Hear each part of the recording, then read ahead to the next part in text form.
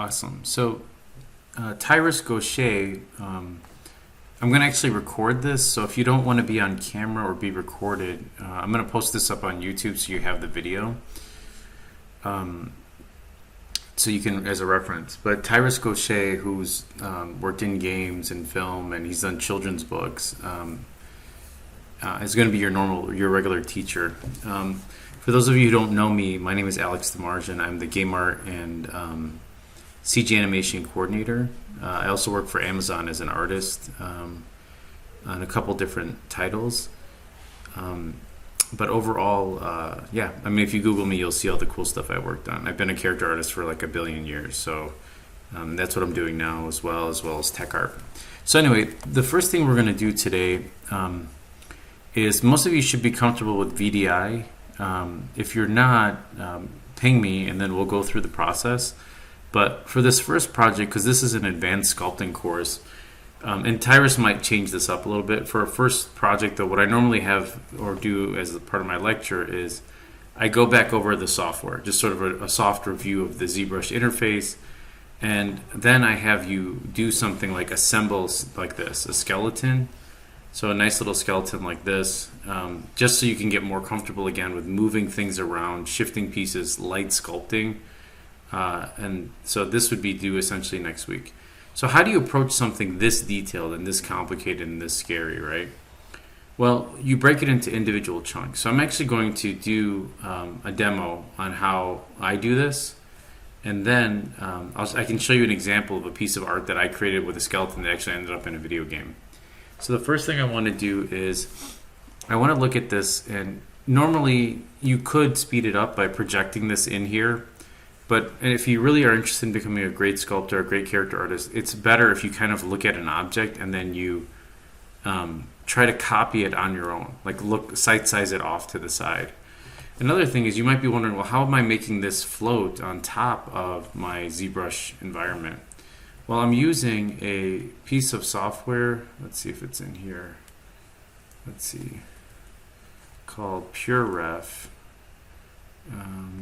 Here, I'll just fire that off.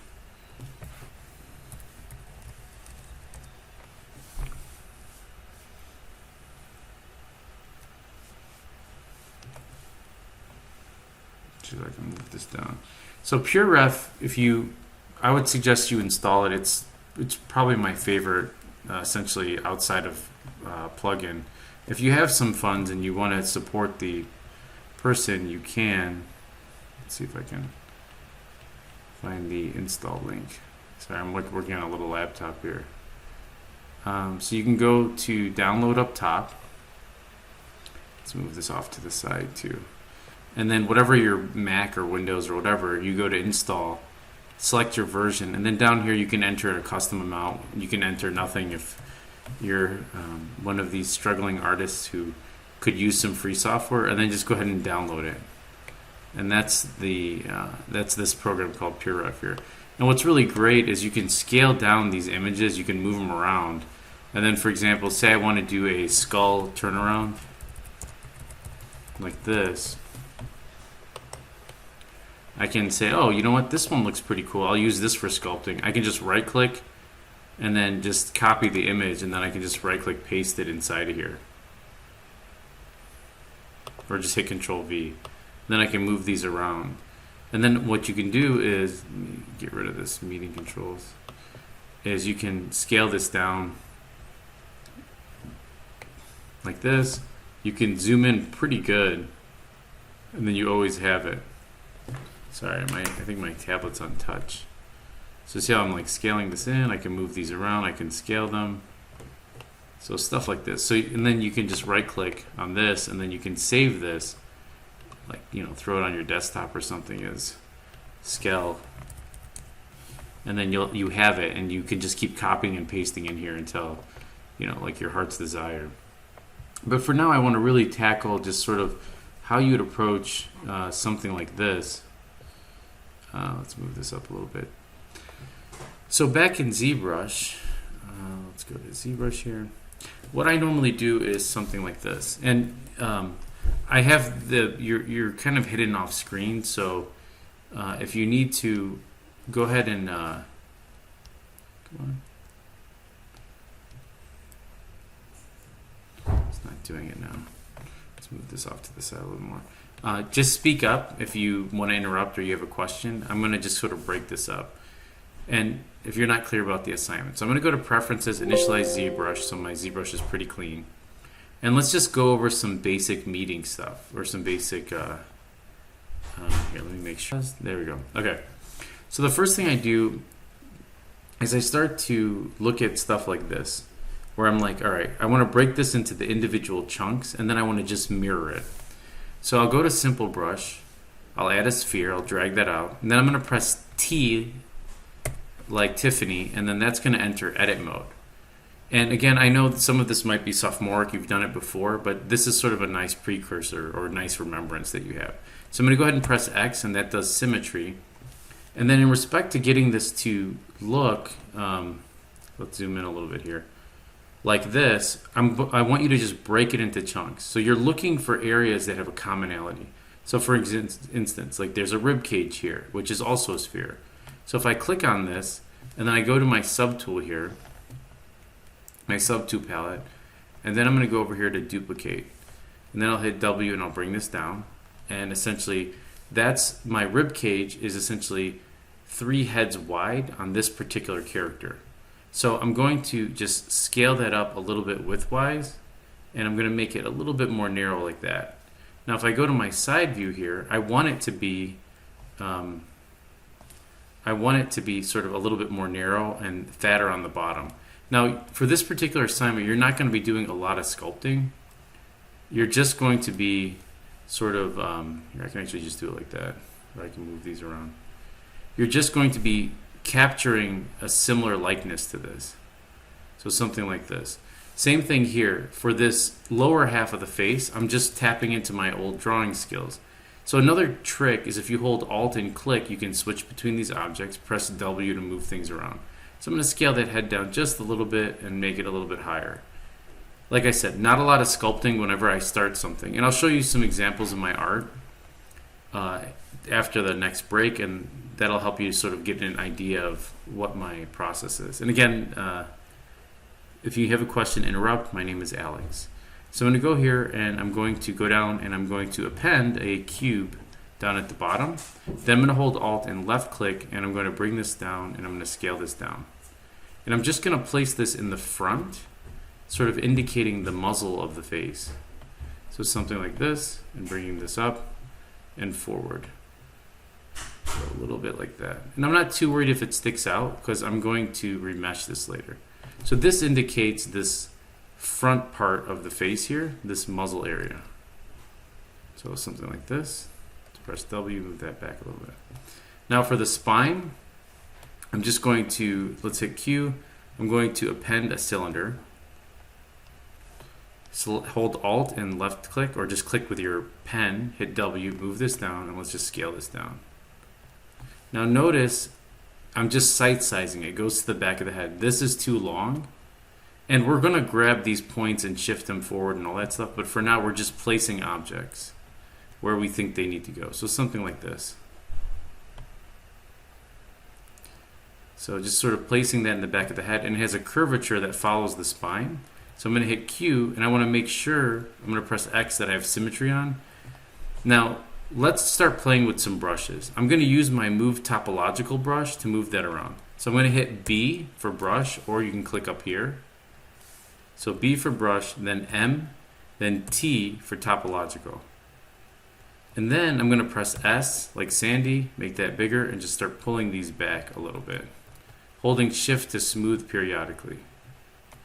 And I'm going to just have that follow the spine. I'm going to pull that down, smoothing that out a little bit. So it's from the side view, kind of pushing that back. I can hold Alt and I can start moving just the bottom of that jaw forward a little bit like this. Now I didn't have symmetry on, so it kind of messed up there. So I'm going to hit X, and then that way I can just sort of pull this jaw forward. So notice I'm not sculpting. I'm just sizing. I'm starting to sight size this model here into the individual geometric pieces. Notice the jaw comes to a point down here. Let's move this over. Sorry, this is the comes down to a point. So I start to do things like this. Again, just conscious of, you know, where these different planes of the face are going. Scale this brush down a little bit and just sort of pull that front muzzle in and pull this back. If you do this properly, you'll be able to model anything in half the time if you start to plan it out this way. Again, not a lot of sculpting, just placing these objects in place. All right, same thing in here. There's a crease in that abdomen. I'm going to Alt click on that, hit S to scale this up. I'll just start to size that rib cage a little bit better, like this. Let's hold Shift, bring that down.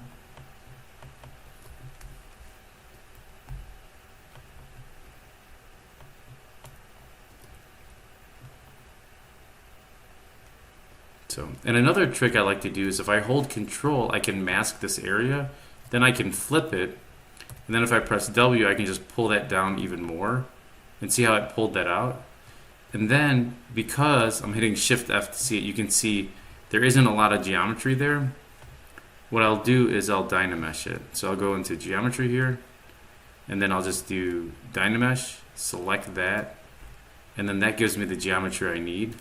And then I can go in here and then just keep looking at that curvature of the spine. I'm going to hit Shift F to break that off. And then I can hold Control and swipe again. And you'll notice it just keeps cleaning up that geometry as I go.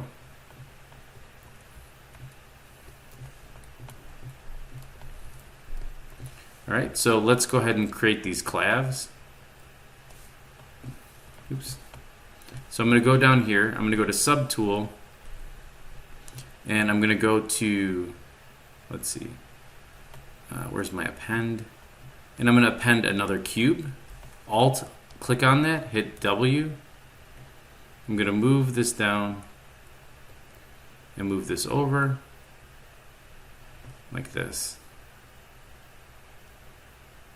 Now, what I tend to do with stuff like this is I'm going to hit Q, but right away with it selected, I go up to Z plugin, Transpose Master, or I'm sorry, Subtool Master, and I click on Mirror.